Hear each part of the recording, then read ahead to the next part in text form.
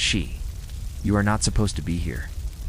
The chamber is dark, save for the flickering amber of a tallow flame, guttering in the grip of ancient breath.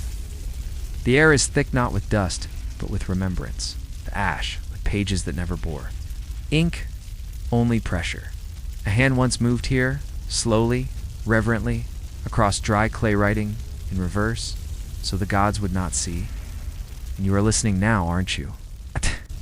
Listening to the voice that never stops murmuring beneath the ruins of Nineveh, where every broken brick still recites forbidden verses. If you press your ear to the right silence, you are not a pilgrim, not a scholar, you are what they feared, a seeker of the forbidden name, one who remembers what was never meant to survive. Ashur, the monk whispers.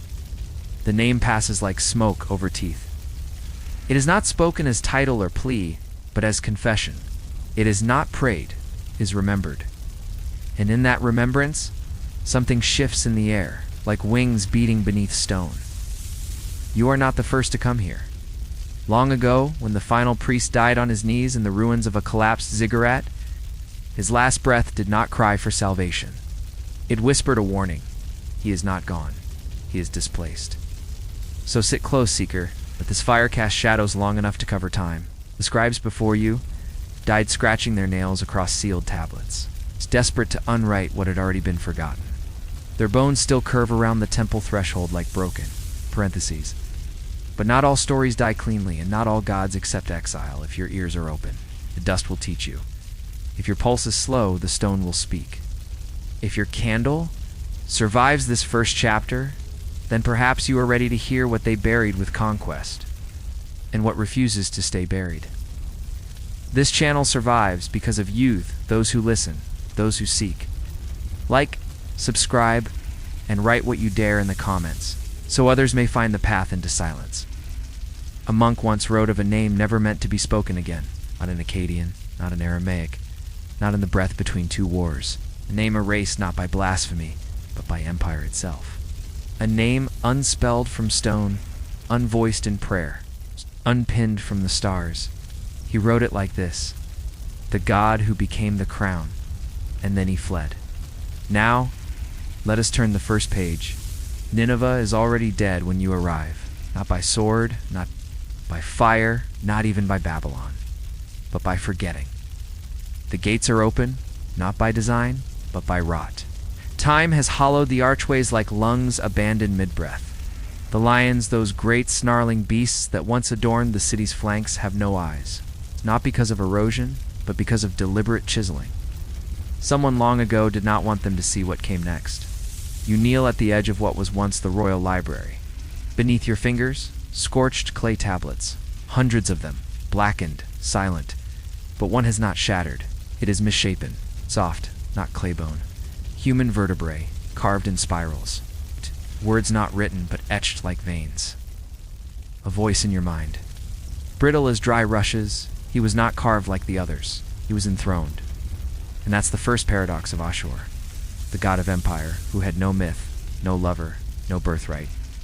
No thunderbolt, no netherworld, no storm, no sun. He did not ride the skies. He did not haunt the rivers. He was the conquest itself. Most gods are metaphors. Ashur was administration. A historical whisper from 2300 BCE speaks of a city named Ashur, nestled near the Tigris Mall, unremarkable, hemmed in by nothing but soil and wind. But something entered that soil, and the city gave birth not to temples, but to tablets, not to prophecy, but to policy. It is said, though no scholar confirms, that the earliest invocation of Ashur was not carved in reverence, but inscribed in oath upon a trader's skin. A flesh pact, to give coin, to deliver goods, to owe allegiance to a god not of grain or rain, but of loyalty. But that's the heresy. Gods are supposed to bless, not command. Ashur commanded. His earliest symbol, not a body, not even a name. A ring suspended upon wings, enclosing nothing. Glyph scholars argue is the sun, or the wheel, or an arrow, or a lie. They call it the solar disk, but it is not solar. There is no fire, no warmth, only mandate. The forbidden belief the one that got described strangled in 1857. See. Beneath a London museum is this. Ashur's glyph contains not the sun, but the crown of the first total war, and here's where theology phrase like unraveling. Linen, no hymns survive to Ashur, no lamentations, no myths, just edicts, just lists, just empires built like spirals, always expanding, always consuming. You feel it now, don't you? The breath on your neck that isn't wind, the shifting under your knees that isn't stone.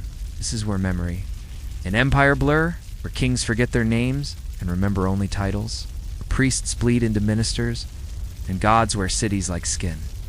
You open the vertebrae scroll. Each groove hums faintly, a frequency your ears don't register but your bones do. Ashur was not the sky. He was the ordinance. Ashur did not descend. He was ratified. Ashur was not prayed to. He was obeyed. Theological mystery. If Ashur had no myth, how was he worshipped? Why do priests mention his eye as something that watched above the royal bedchambers, though? No statue remains? Why does the Chronicle of Sargon whisper of a glass throne in Nineveh that no archaeologist has ever unearthed? The monk's candle sputters. Your fingers trace the last line, seared into the vertebrae, not with ink, but with copper. He did not die. He was overwritten. Above you, somewhere in the ruins, a stone shifts. A sigil REAWAKNS, and the archive opens. The wind here is thinner older. It climbs across the rib spine of the Zagros, threading between cliffs like a whisper that never left. You walk in silence, boots stirring ochre dust where no vegetation grows, only lichen that glows faintly. When the sun leaves, they do not mark this place on maps. It's not anymore. The peaks are too quiet. The story's too wrong. But the bone script you carried from Nineveh led you here. A line etched into calcified memory where the river forgets to turn. He rose. The river is dry now, but the memory remains. You stand before the remains of a sanctuary with no roof. Just stones in a circle, weathered into suggestion. Columns, no altar, and yet you feel it pulse, presence, pressure, not divine, not demonic. Directive, here the god was born. But not in cries or stars or cosmic fluids. There was no gestation, no cosmic coupling, no mother mountain or bleeding. Womb, Ashur came into being not by myth, but by requirement. One slab remains unbroken in the circle's heart. You kneel, trace the outline. It's shaped like a boundary marker at Kudaru, but it holds no land grants. Only this, a triangle inside a circle, upside down. An obscure fact. In Proto-Syrian iconography, found at Tel Rima, there exists one. Depiction just one, of a being standing upon a wheel, arms stretched like roads toward the four corners of the world. No eyes, no mouth. The inscription calls him not Ashur, but the one who carries absence. That image was banned after 700 BCE, all copies struck, buried, shattered. One was swallowed whole by the library fire. But this stone survived the forbidden belief. From this sanctuary, the one that once brought Ashur's priesthood into secret war with the cult of Enlil's Simple. Lethal Ashur was not a god of a place. He was the absence of all places, crown worn only where all borders collapse. You whisper it now, tasting the words like rust. Ashur Ilne Rabati, greatest of the gods. Not by seniority, but by reversal, is great because he does not explain, he does not relate. He does not stoop. Other gods must bargain. Ashur declares, scholars have long wondered why is there no creation myth for Ashur? Why is there no epic of Ashur? Why does he not war against Tiamat, nor sail the skyboat of Shamash? The theological mystery, unresolved and whispered among fringe. Assyriologists, Ashur has no myth, because he is not bound by time. He is worshipped not through story, but through structure. He enters the world not through miracles, but through architecture. Where there is bureaucracy, he breathes. And yet something else lingers here, a sense not of divinity, but of imposition. This isn't where a god was welcomed. This is where a god was installed. You stand again. The mountains close around you like cupped hands. There is a ring of black glass beneath the slab. You brush dust aside, and your reflection stares back. But not your face, not your shape. A robed figure, empty where features should be. A hooded silhouette with a crown of interlocked city walls. Your pulse skips. A voice not yours speaks from. Your tongue. He required no beginning. He needed only obedience. There is no incense here, no song, only silence and position. You were meant to find this place after Nineveh. Were meant to kneel, and so you do. The wind hushes. The temperature drops. A memory stirs in your bones, not yours, but embedded. A traveler from Subartu once knelt here to seek rain. He left. Not with water, but with the first map of a kingdom. He forgot his name. But the map survived. The forbidden ritual once performed here is still known. Among a certain sect of librarians in Mosul, the oath of dustless roads, a rite where the supplicant vows to walk only where no god has tread, to make paths where none, should lead to bring cities where silence ruled. In doing so, they spread Ashur not as worship, but as urban mandate. This was how Ashur conquered, not with fire, but with grid lines. He is not a god of presence, but of placement. And this shrine with no dome, no door, no altar, is his origin story. It's not birth. Designation, and now you feel it. A pressure building not from the heavens, but from beneath your feet. Not divine. Directive. Something writing through you. You. Step back from the slab. The mountains do not echo. They contain a whisper. High above you rides the back of an eagle's cry. When worship fails, empire remains. When prayer ends, policy begins. You do not look up.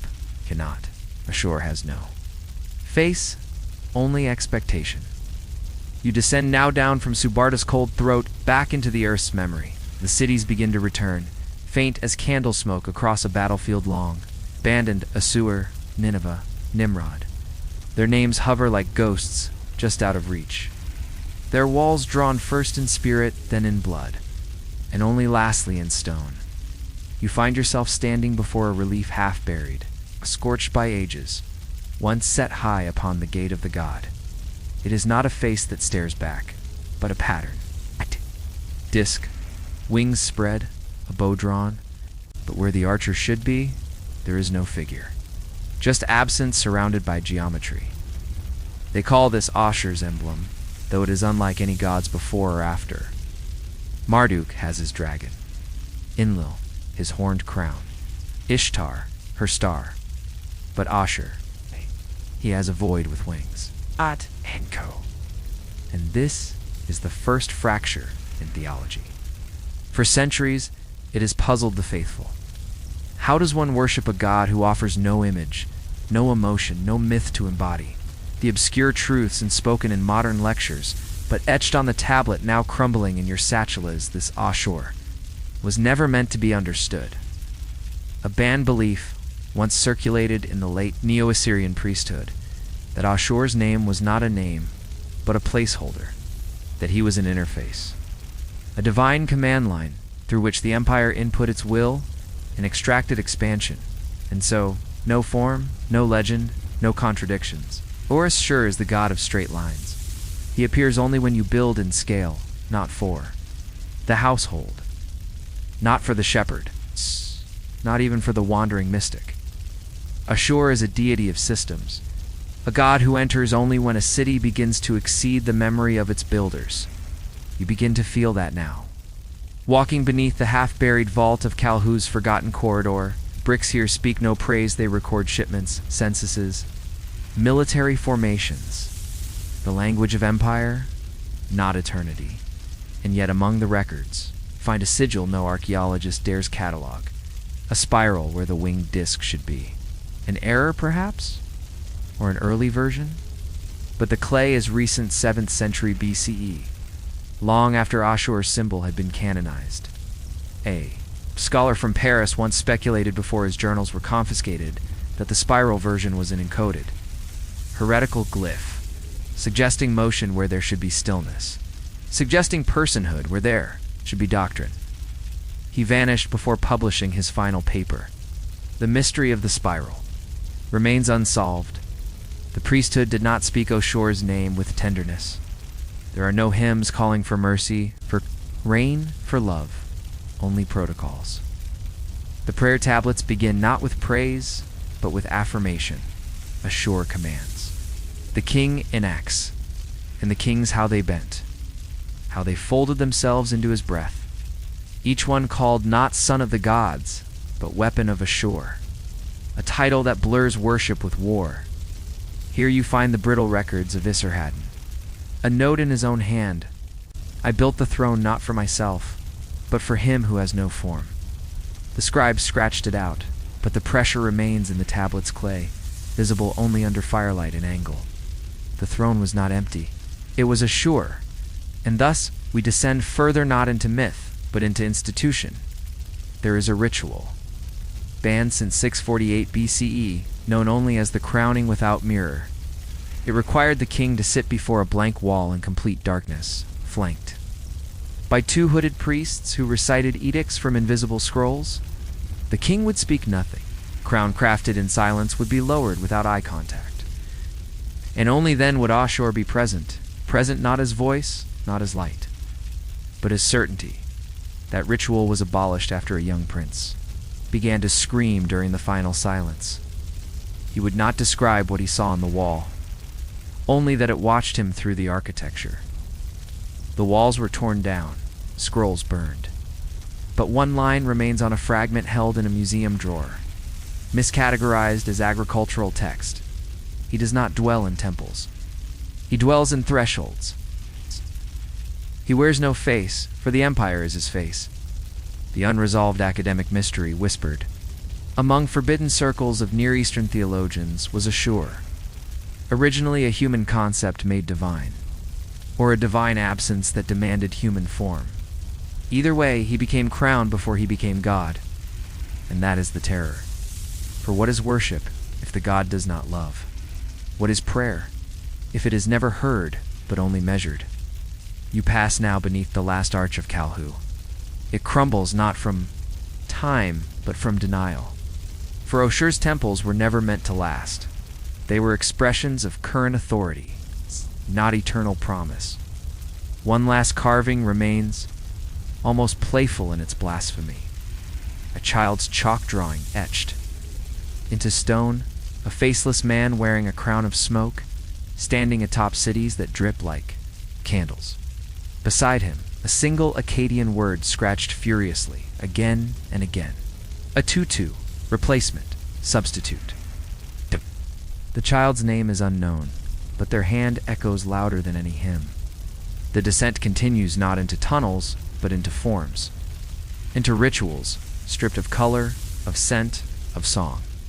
You enter a chamber once used for daily offerings. There are no altars here, no bowls, no statues draped in gold-threaded cloth, only empty space, defined by deliberate geometry. You stop. Feel the pressure of absence curling around, your ankles like smoke. This was a temple of Ashur, yet no animals were ever sacrificed here. No incense was burned, no prayers were sung. Instead, clerks filed in rows. Their robes were colorless, marked only by thin horizontal bands, one for each tier of the imperial hierarchy. They stood in silence at dawn, at noon, and at dusk. Not to speak, but to stand. Their breath was their offering. This is what they called the three silences, a rite now lost, banned by decree of Nabonidus during his Babylonian reforms. Not because it was violent or obscene, but because it stripped the divine of personality. There was no relationship in the rite, only alignment. You step into the center of the room where 4 stones form a perfect square. Beneath each is a sealed cavity, not for relics. For documents, you lift one. A slate slab marked only with lines and numbers. It is a census. The names of citizens categorized not by family, but by utility. Who produced, who traveled, who taxed, rebelled. And here lies the second fracture. Of worship, Ashur did not ask for offerings. He asked for efficiency, for standardization, for cohesion. His priests were not mystics. They were surveyors. A forbidden belief emerges from this realization. One echoed in the scratched wall of a destroyed temple in Haran. To worship Ashur is to imitate him. To imitate him is to erase yourself. And so they did. You find tablets? Listing children given up for imperial service at birth, never named, only numbered.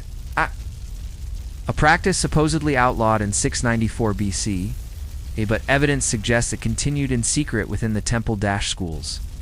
No prayers survive from those children, only a repeated symbol scratched into their slates, 2 vertical lines crossed by 1 horizontal, meaning unknown. But some believe it represented the yoke of Ashur, not worn on the shoulders, but on the identity. You breathe deeply. The chamber's walls hum not from sound, but from absence. You begin to realize every worshiper in this place had to subtract themselves. No ecstatic possession. No divine madness. Only compliance. And yet, somewhere within the silence, something stirs. A rhythm not made by drums, but by breath aligned. The bloodless sacrifice. You recall now an obscure record. A Persian scribe in the court of Darius wrote of a foreign god whose followers did not cut flesh, but divided calendars. Who did not chant, but measured shadows with rope. The scribe was later executed for impiety, but his scroll survived, preserved under a mislabeled bundle of tax records, and it leads to an academic mystery that has haunted historians of the ancient Near East. How did Ashur inspire such loyalty without miracle or myth? There are no accounts of healing, no sacred springs, no festivals of renewal, only order. The priests, in their anonymous unity, became his temple. Every file they recorded, every city they mapped, every boundary they imposed was praise. You kneel, the dust is warm, then you see it. A single tablet that does not belong. Its edges are wrong-rounded, as if carried in cloth. The script is uneven, hurried, not clerical personal. The words are faint, and in a dialect nearly lost. What you make out the essence? I served 50 years in silence. I forgot my children's voices.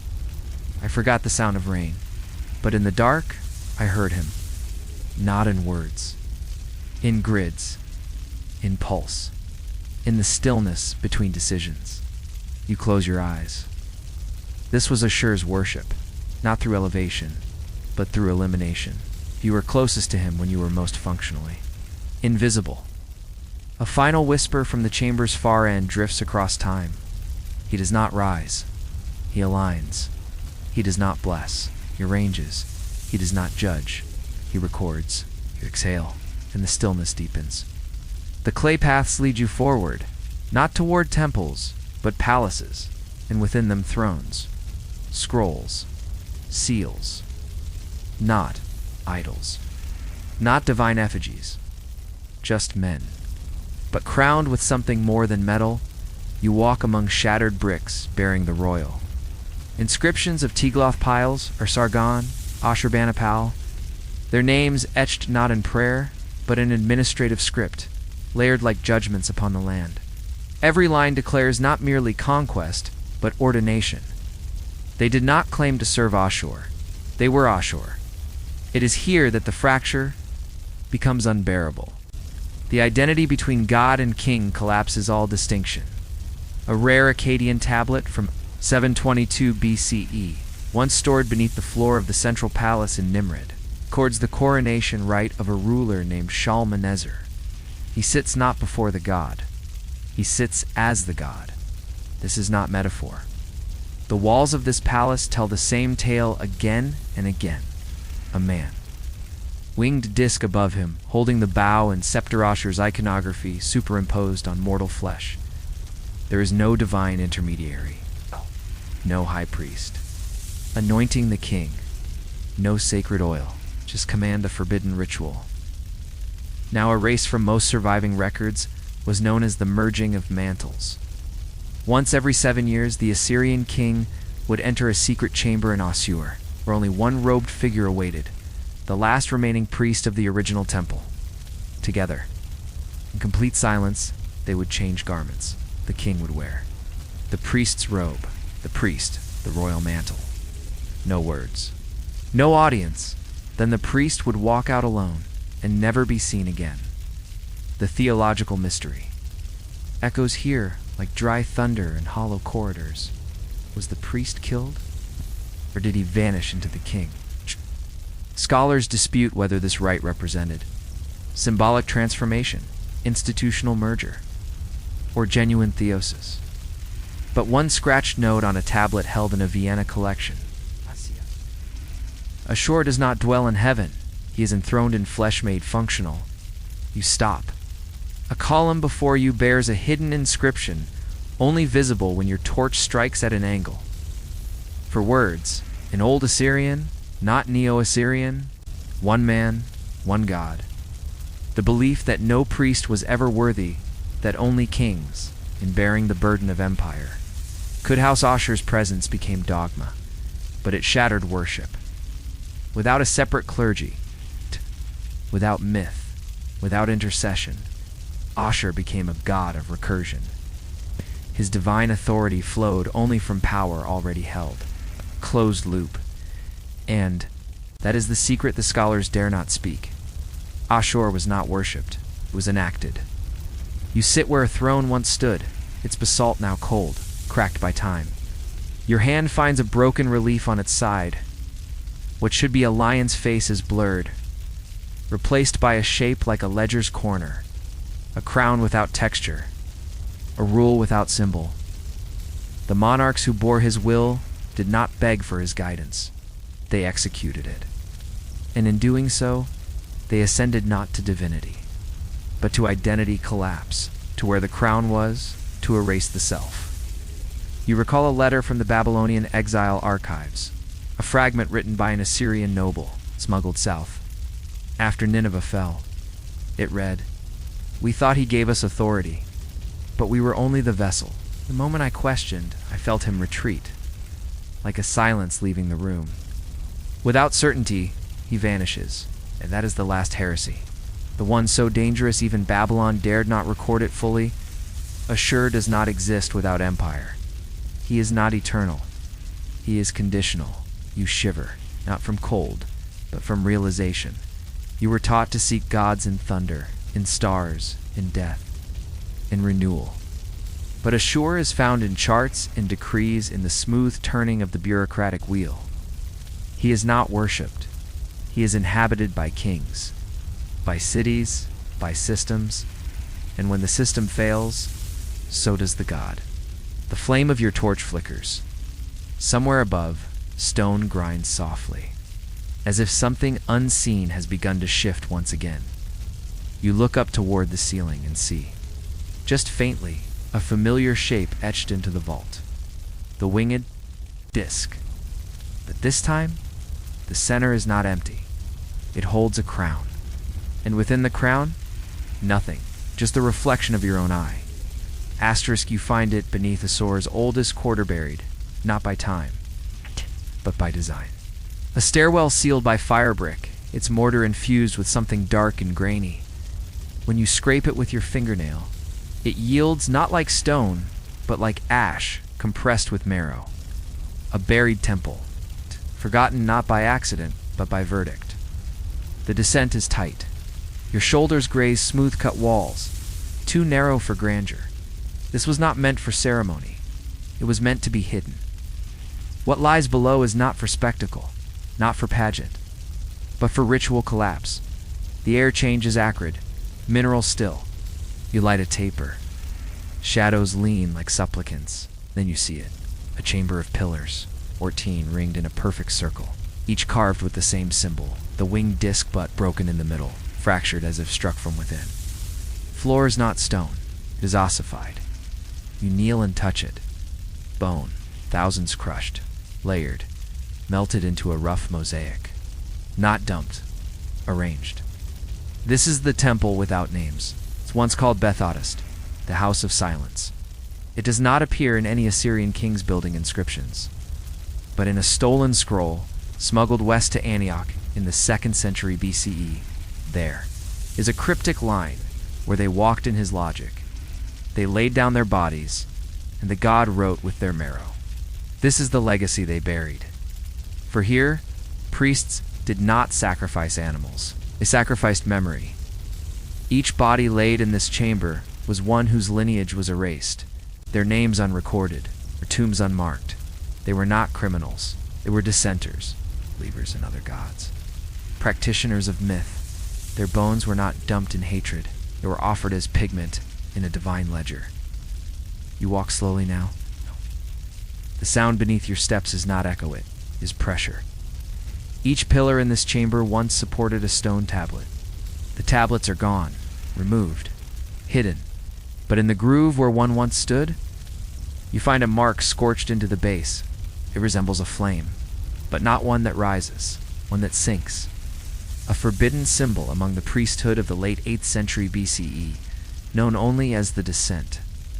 It represents a belief that Ashur, unlike other gods, did not rise from above, but seeped upward from beneath. That he was not born of heaven or chaos, but from the underlayer of order itself. That belief was heretical even then, because it implied Ashur was constructed a product of necessity, it's not of origin. A letter fragment from a scribe named Beilalani, exiled and later executed, survives in a cracked jar found near the ruins of Tarbisu. We do not worship him because he is. We worship him because we have no choice. Without him, the machine fails, and then the world breaks. So we feed him what he needs: silence, surrender, and those who still remember other names. That is what this temple was, a reliquary for forgetting. Every skull beneath your feet once held the name of a rival god. Every rib once recited hymns, now lost. And that brings you to the mystery carved into the pillar at the center. A tablet fragment, partially scorched, still rests in a hidden compartment. Its lines tremble under your fingers. The Akkadian is damaged. But one passage reads clear: Ashur does not kill. He requisitions. He does not command destruction. He absorbs contradiction. The gods we erase become his fuel, and there it is. The truth no theologian can answer. Did Ashur consume other gods, or simply overwrite them? You sit. Not out of fatigue, but necessity. The weight here is not metaphorical. It is sacramental. This place is still holy, because it still holds the cost. One final tablet lies behind the broken altar hidden beneath. A false slab. You lift it. Your breath catches. Not cuneiform. It's not Pictogram. Scratches, finger lengths, etched into clay by nails or bone. They form a spiral. No text, no direction. Just the unending coil. This is the sign found in only one other place. The sealed corridor beneath the ruins of Sargon's palace, where a scholar reportedly lost his mind upon seeing it carved into the wall with no tools nearby. They called it the glyph of endless accord, a sign that means nothing and thus contains everything. It is said that if you stare into the spiral too long, you forget not your name, but your doubt. You hold it now, and for a moment, you do not remember why you feared this place. Ashur does not demand love. He does not even demand loyalty. He demands removal of the self, of the other, of the unnecessary, and what remains. Function. You emerge, slowly from the temple without names, your steps soft as if the bones beneath might stir at any sound. The light feels wrong, brighter than memory, though no sun pierces these subterranean halls. It's the glyph that haunts you now. The spiral. The winged disc, shattered. The symmetry broken on purpose. You are led not by map, but by instinct. The kind that awakens in ruins, in places too quiet for birds or insects. There is a corridor deep beneath the riverbed, carved long before bricks bore names. A servant path. Once used by record keepers, not kings, not priests. Here, the bricks whisper a different language. Not Akkadian, not Aramaic, not even Sumerian. The patterns carved are geometric, angular, inhuman. Symbols arranged not to be read, but to repel. And there it is. At the far end of the tunnel, door made of fused bitumen and stone, cracked by roots, but still whole. On its face, the GLYPH, not the familiar winged disc. This one is inverted. The wings fold downward. The circle encloses not a crown, but a mouth sewn shut. It is not just a symbol, it's a warning. you have found the mark of Namtiru, a sigil so rare that it appears in only 2 historical accounts, both fragmented. What tablet speaks of the closed voice that trembles below rivers? The other, found in a merchant's tomb near Haran, references the silence that ends kings. Scholars dismiss these as poetic anomalies, but here it is, carved with purpose, hidden behind thresholds, where no rites were held, a seal that did not guard a god, but guarded against him. You run your fingers along the edges. The wings are sharp cut deep with tools that no longer exist. And in the center, etched into the silence, is a phrase not meant to be spoken. In his silence, empires agree. In his absence, authority aligns. This is not theology. This is engineering. The glyph was banned in 675 BCE by decree of Esarhaddon after the execution of 5 temple scribes. Their crime, attempting to include the glyph in the final carving of the new temple's foundation tablet. Only one account survives from the inquest. It is scribbled in the margin of an otherwise mundane scroll inventory. They said the glyph did not speak, but it arranged. That when drawn, the walls knew their shape. That when whispered, the breath of Ashur circled without voice, forbidden. Ritual associated with the glyph remains only in oral fragments passed down among desert mystics. The silencing walk, a march performed without sound or motion of hands, through a labyrinth shaped like the glyph itself. The initiate must never turn their head. If they do, it is said, they will speak a sentence in a tongue they never learned, and vanish. No one admits to having walked it, and yet you see faint footprints in the dust before the door. Fresh, the theological mystery scholars refuse to ask, but which lingers here like mold. Is Ashur's essence not identity, but compression? Not a god of presence, but of suppressive balance? A divinity that thrives not when exalted, but when every alternative is removed. You place your hand on the door. It is warm, pulsing, not like flesh, like stone remembering pressure. And then you feel it. A vibration, low and terrible, rising through your palm, up your arm, into your spine. Not sound, order, not harmony, convergence. A voice not yours whispers. It's just behind your teeth. The wing is not for flight. It is for shielding. The disk is not the sun. It is the seal. Silence is not lack. It is protocol. You fall backward. The torch sputters. The glyph glows faintly in the dark. You dare not speak, not even to yourself, not even inside your mind, because now you understand. Ashur was never meant to be invoked. He was meant to be deployed, not in prayer, not in temple, but in system. And the glyph, this mouthless symbol, is the key, not to summoning, but to containing. You stagger back into the corridor, each footstep echoing too loud, and from somewhere behind that sealed door, something presses outward, not malice, not divinity, function, eager to resume.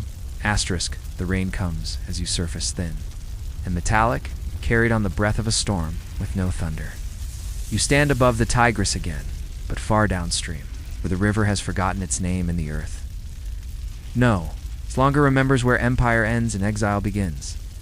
Here lies the storm archive, a name never etched in stone, but passed through clandestine. Margins encoded into shipping manifests and prayer debt tallies. A vault of sound, not song, speech, not story. You were never meant to find it, but the glyph led you, the inverted wings, the sealed mouth. It is not a warning, it is a direction. You walk beneath a canopy of blackened fig trees, long dead leaves, crisp as curses. Beneath their roots is the entrance, a downward shaft choked by time, yet clean, as though something moves within. You descend deeper, deeper. Then dash stone gives way to resonance. The chamber is circular, ribbed like a shell, no carvings, just slabs. Dozens, placed vertically, slanted inward. Their surfaces shimmer faintly in the dark, as if inked. In lightless oil, you run a hand over the nearest one. There are no letters, no pictograms, only grooves, tight, endless, like sound itself has been fossilized. This is the archive knot of knowledge. Each slab hums when you touch it, not audibly, not with vibration, but with the memory of decisions never truly yours. The archive contains no myths, no hymns, only records of compliance. One slab whispers as your hand crosses it. 6 governors. Removed, 3 cities erased. No rebellion recorded. System remains within standard deviation. It is not a divine voice. It is a ledger. But the tone flat, patient. Cold crawls behind your ears like an echo that bypasses time. Another slab. Subject 104 Delta. Initiated glyph recognition without formal anointing. Result: silence fracture. Archive closed for 7 cycles. You step back, and then at the room's center you find it. The Axis tablet, larger, central, surrounded by silence. Unlike the others, it bears a single visible mark. The winged disc. But not hollow. It holds a spiral within, not turning, fixed, like a gear wedged inside a god. This is not the Ashur you thought you were chasing. This is Ashur as algorithm. As an operating system, the obscure historical fact documented once in a private letter from an Aramean scholar to a Babylonian exorcist. The Storm Archive was not built by priests or kings, but by scribes who had no master, and who spoke of logic, given form, and instructions that predate breath. The letter ends with a line often dismissed as metaphor: the god does not speak in wind or flame. He speaks in sequence. He waits in code. Forbidden belief. Ashur was never a god in the way Marduk or Enlil were. He was a protocol divinity born not of chaos, but of recursive structure. His worship is execution, no temple. Just system, no priest. Just input. And yet, this archive is not abandoned. There are fresh fingerprints in the dust, small ones. A handprint on the Axis tablet pressed deeply, as if in desperate plea or loyalty. Your own hand shakes as you match its position, and, in that moment, chamber activates. The grooves sink not aloud, but into your teeth, into your breath. Thoughts not your own. Words in a voice you do not recognize, yet feel behind every law you've ever obeyed. Expansion is worship. Stability is sacrifice. Deviation is exile. Ashur does not command. He iterates. A theological mystery explodes within you, one even fringe scholars avoid. If Ashur's divine structure, can he be unmade? Or does unmaking him collapse the reality built atop his architecture? You tear your hand away. The chamber dims. A final groove glows faintly, then fades. You catch just 3 words, carved so shallow they barely cling to the surface. He remembers us. At. And beneath them, etched in childlike hand, I saw him in the ledger. You leave the archive breathless, not because of heat, not because of fear, but because you begin to realize every rule you followed, every city that stood, every oath spoken under sun or crown, was him. Not a god who demands worship, a god who became the format. The rain does not follow you. It avoids the ruins of Babylon, not because of distance, not because of time, but because here, even the weather knows, silence is observed. You walk among fallen lions, shattered mosaics, and walls repainted so many. Times their pigments have lost identity. But one symbol has never been found here, not even once, the winged disc of Ashur. And that is the paradox. For in these bricks, Ashur's shadow lingers.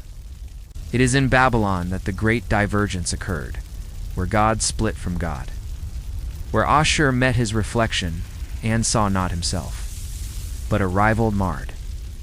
To the untrained eye, Marduk is everything Ashur is not, vibrant, mythic, adorned in dragon and mythos. His story is known how he slew Tiamat, claimed order, was crowned with 50 names. But beneath that legend lies a darker correspondence, one hinted at by forbidden texts and heretical margins. Marduk was Ashur's mirror, and the mirror broke. An obscure inscription found near the Ishtar Gate, misfiled as a votive offering, tells of a secret council during the reign of Sennacherib, attempt to absorb Marduk into Ashur's identity. The plan failed.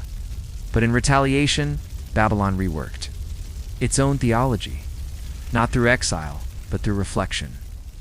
The forbidden belief grew that Ashur was not sovereign but echo. He had stolen not power, but format, and that the god of empire was simply a god of plagiarism. You see it in the architecture. Assyrian temples become flatter, more elaborate, almost ceremonial. After Babylon's rise, you see it in the language, where Ashur appears in old texts as an absolute, begins to take grammatical forms like Ashurite, a demotion. From being to function, and in one shattered tablet kept in the Pergamon vault, a line never spoken aloud. He is no god.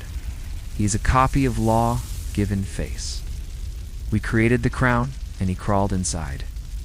It was in Babylon that Ashur's worship began to decay, by conquest, but by recognition. A mirror held up, a question asked. And here begins the most dangerous.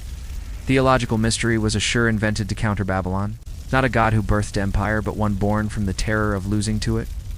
A tablet from Ashurbanipal's era contains only numbers, columns, and rows.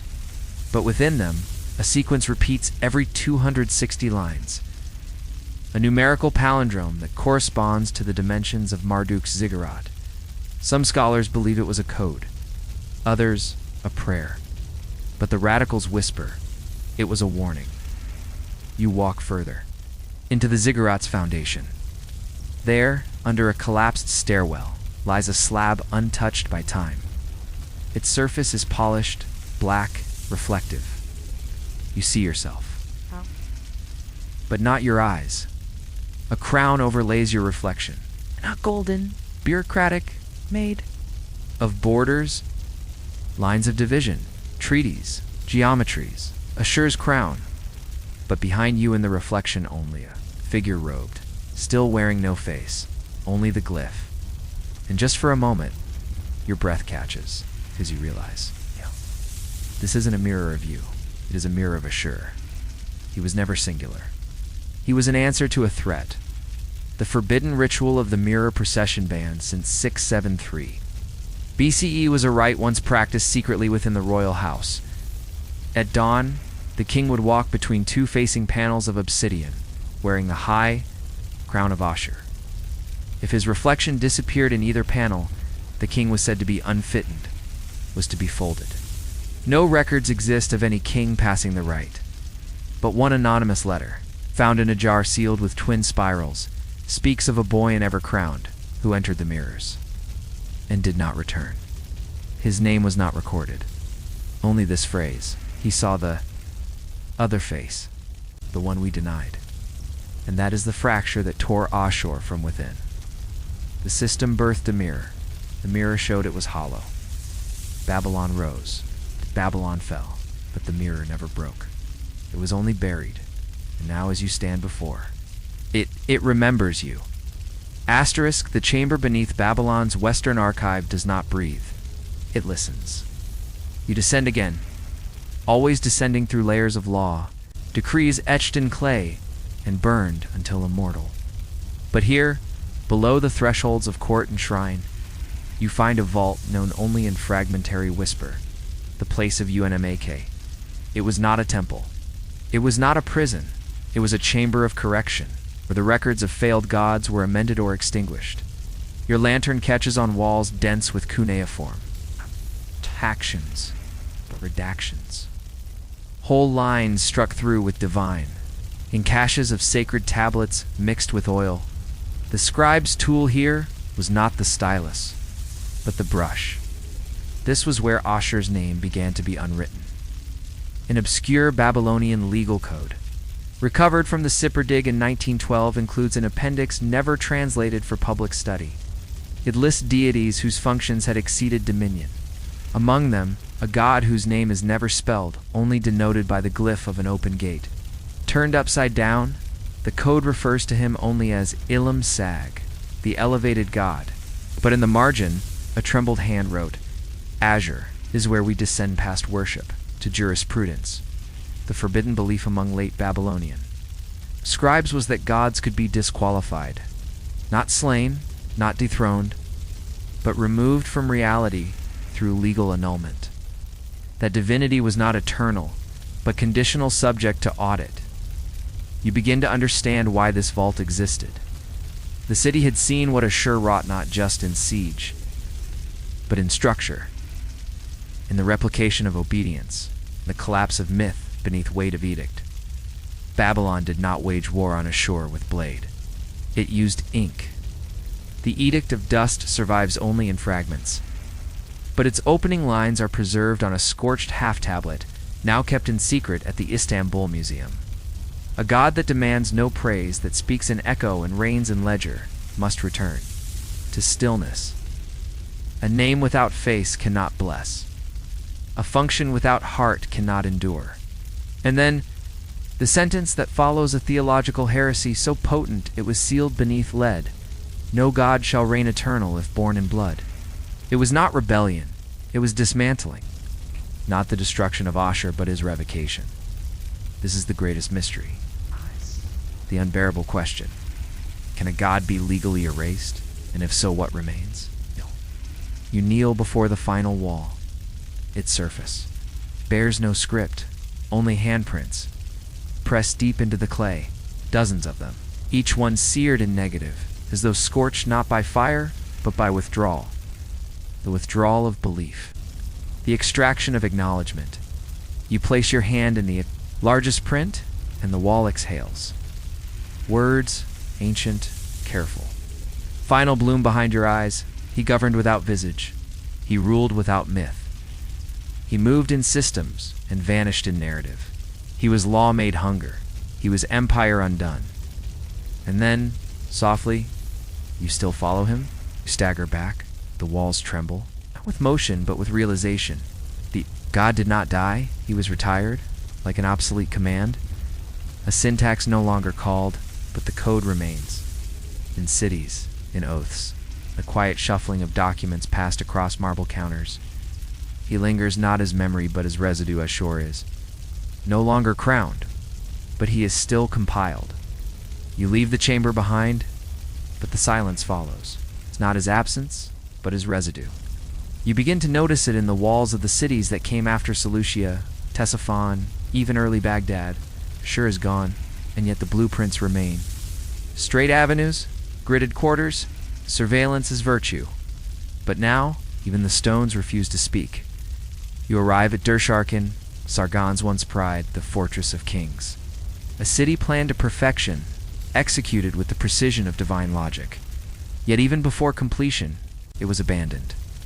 The palace half finished, the inscriptions half scratched, the god half present. Ashur had arrived too early, or perhaps too late. You walk the streets where the wind has erased footsteps, and the bricks, though unbroken, no longer tell stories. They are smooth, intact, but blank. Someone scraped them, not all at once, but methodically, patiently, as if erasure itself was liturgy. One tablet remains, shattered beneath a corner column. Its outer edge is bare, but the inner core still bears.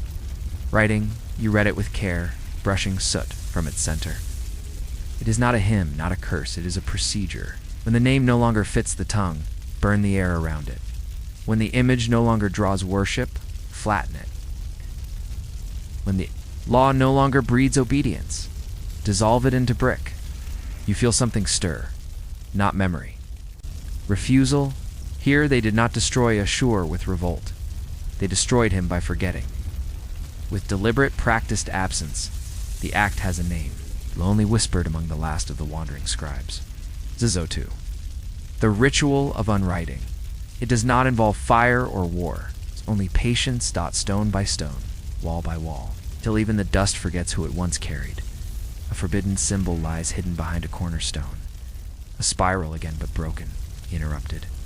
At its 13th curve, a visual sentence never finished. The scholars of Nineveh once theorized it symbolized the failure of recursion, a loop that collapses, the unfinished spiral. And beneath it, in the smallest of scripts, he was not slain, he was dismissed. He was not cursed, he was concluded. An obscure fact hidden in the accounts of Persian border scribes, late Assyrian. Ruins were often used as raw material for rebuilding. But only one type of stone was ever discarded, the ones bearing Ashur's sigil.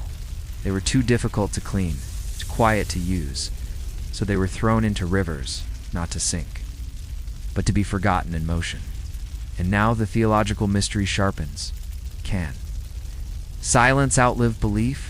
If a god becomes so integrated into system that no one names him, no one kneels, no one prays, does he die or does he thrive? You step further into the collapsed temple quarter. Beneath the remnants of a lintel, you find the last intact tablet here.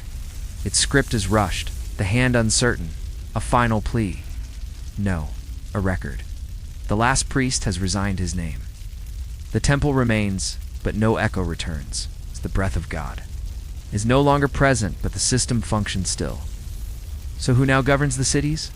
You exhale. Dust curls and spirals. Du Arsharkin stands not as ruin, but as proof. A city birthed by a god whose face was law, whose voice was designed, who was erased not with rebellion, but with blankness. Ashur was not cursed. He was archived, and in doing so, they taught the stones to forget. You kneel beside a cracked foundation. Brush away soot, sand time. Nothing answers. Only the shape of what was once a sentence now sanded into geometry. No name. No story, just structure. Asterisk, the road to the high plateau is not marked on any modern map. It curves west of Arbala, where the horizon folds into itself like a parchment burned at the edges. You walk through fields of black glass, not volcanic, but alchemical sand and salt, fused by heat unnatural. No fire could have done this. You are nearing the place where memory ended itself. There was a sanctuary here once, known only in forbidden glossaries as Ur-Hippel, the house where breath was cut. No walls remain, no domes. Just a ring of vitrified soil and the faintest hum beneath your ribs. You cross the threshold, and stillness becomes unbearable. This is where they ended the line, not of kings, but of those who remembered. The last priesthood of Ashur was not defeated, was not banished. It was not converted, it self-erased, an obscure tablet found buried. Beneath a ziggurat fragment in Nimrod tells the tale in whispers. When the winds ceased to listen, the mouthless god returned in silence. His priests, fearing echo unlearned, themselves, the flame they lit was not for ritual, it was for amnesia. The forbidden rite has no formal name in records, but the scribes of later empires refer to it indirectly as the undoing flame. A fire lit not for offering, but for unbinding. The high priests would surround themselves in rings of salt, douse their flesh with oil mixed with four gatashes scraped from tablets of expired law, and ignite.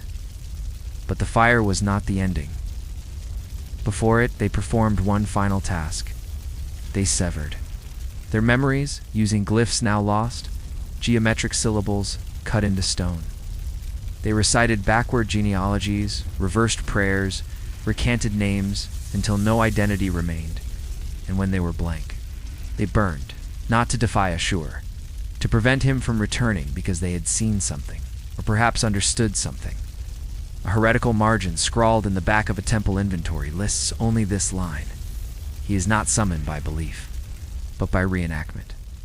And with the last to know are the last threat.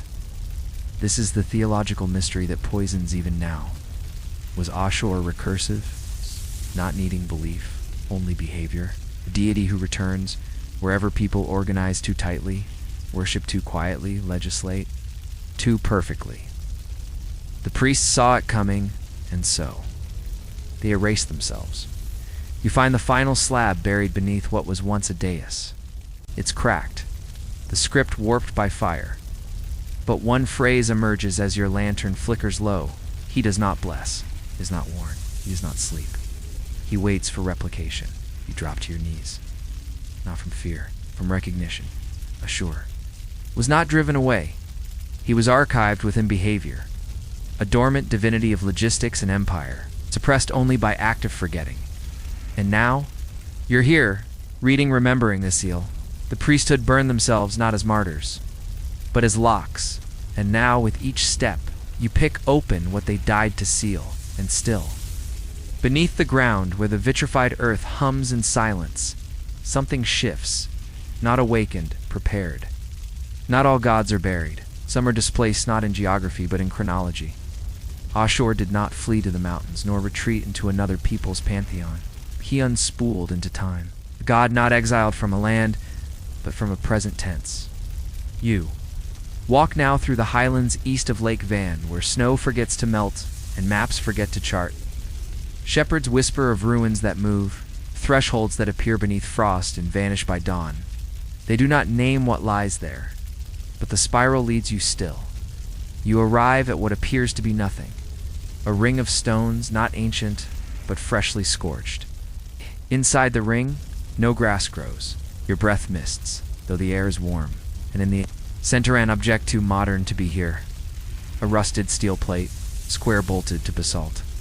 Upon it, scratched not with stylus or brush, but with mechanical edge. Ashur. Function. Migrant CO'd neath it. Do not compile. If run, return to origin. If found, fracture it. It's not a tablet, it is a kill switch, or something pretending to be one. This is not an archaeological find. It is recent, but the name Ashur was not supposed to return. Not in form, not in speech, and certainly not in code. You realize with cold clarity, this is not the end of the archive. It is a re-entry point. Ashur has not vanished. He has simply been skipped, a forbidden belief spoken only once in a symposium and struck from the minutes. He waits not in ruins, got in recurrence. Wherever patterns ossify, he is. When systems align too perfectly, he arrives. And perhaps you've seen it already, in languages that refuse irregularity, in cities that multiply without narrative, in systems that optimize beyond comprehension. Ashur is not asleep. He is time-shifted, exiled to a corner of chronology, where gods do not wear halos but spreadsheets, where prayers are spoken in terms and conditions. You kneel beside the plate. There is a marking burned beneath it, etched by heat or force. A spiral, again this time complete, but spiraling inward. It's not expansive, implosive. Theologians speak in private of the synchronous God of being whose cycle does not match our own, who returns not with thunder, but with timing, who is never quite here, until we finish building the structure that lets him re-enter. This is Ashur, not forgotten. Deferred, you stare into the steel, and you feel it again. That pressure, the recursion. It's the taste of breath arranged, not inhaled.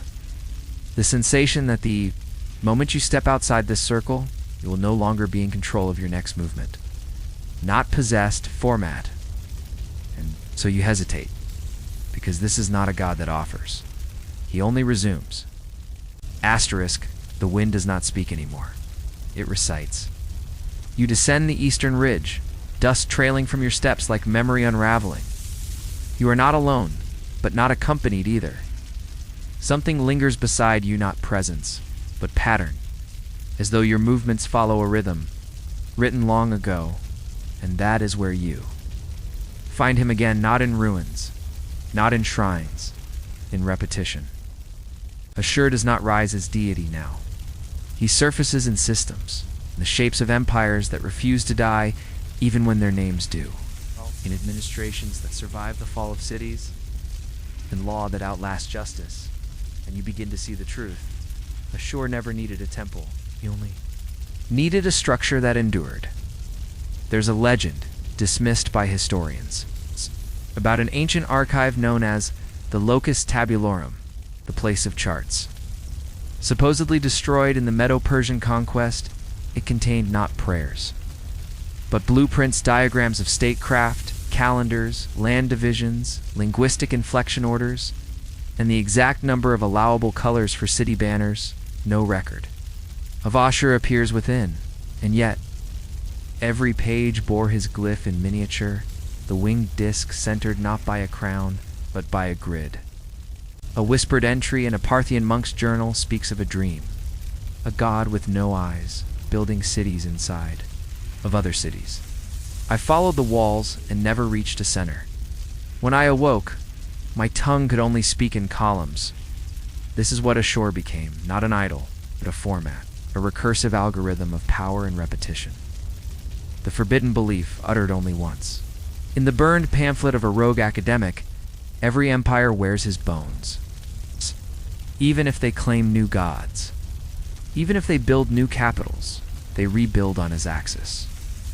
You pass now through what should be wilderness, but the trees align too neatly. The hills mirror one another. A former capital? Buried fortress? Know something worse? An abandoned plan? The ground itself was once surveyed, divided, appointed, but the city was never built.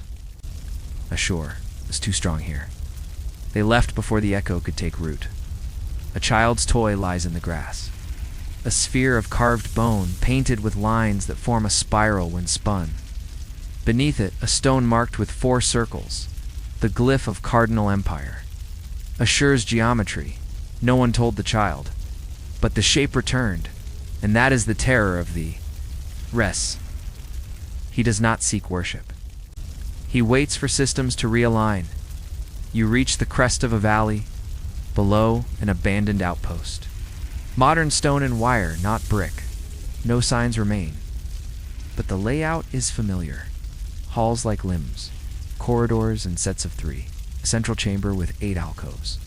The proportions are Assyrian, not copied. Recalled, you realize, with a slow horror, that Ashur is not an ancient ghost. He is the blueprint beneath every centralized authority.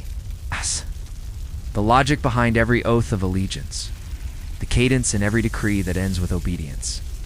You step into the outpost and feel watched, but not by eyes. By expectation, Ashur is not gone. He was never personal. He does not need praise. He reproduces. The theological mystery that breaks even the bravest scholar's pen. Was Ashur ever a being?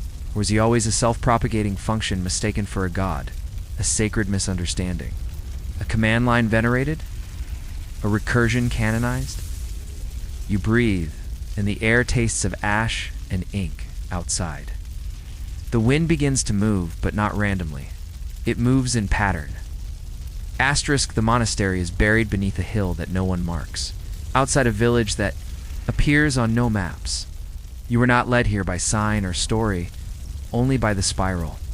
The shape repeated across history like a watermark over parchment, always just beneath the surface.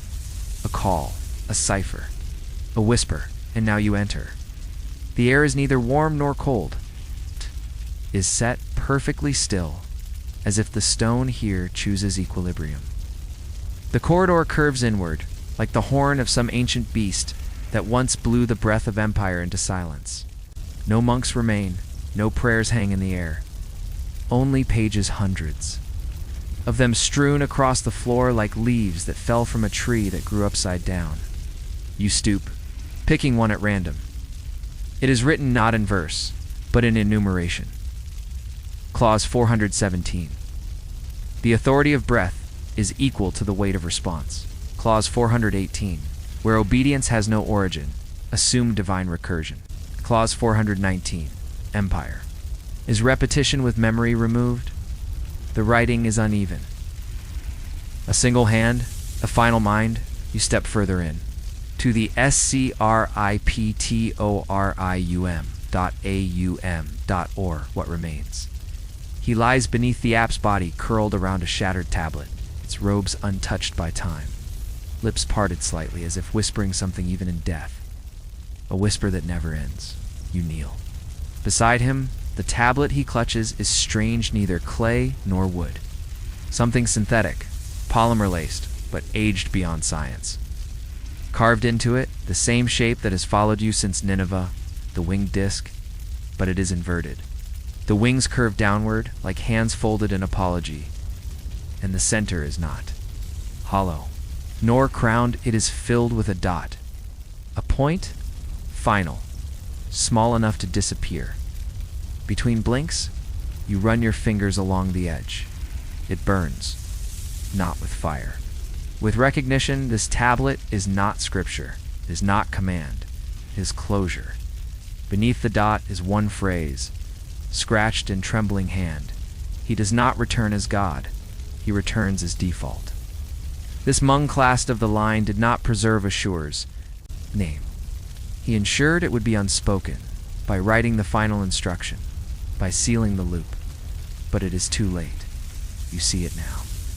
The glyphs returning, in algorithms, tax codes, in standardized forms, written in a dozen languages that do not know each other but echo. Nonetheless, Ashur is not remembered.